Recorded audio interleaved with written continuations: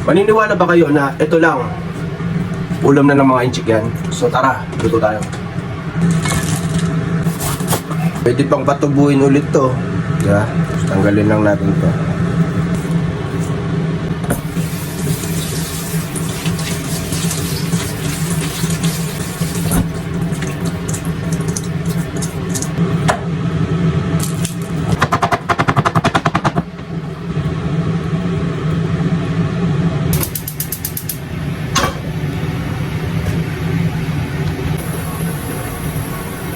Buwang pa? Oyster sauce, salt,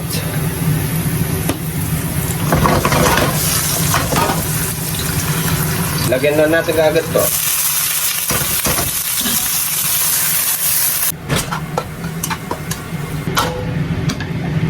That's it. At ayun na nga po siya mga kausi. Alright, di ba? Napakasimple lang.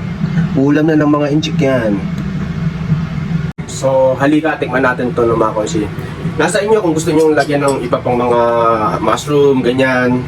Pero, sa kanila ganito, okay na to. Ayun, napaka-healthy.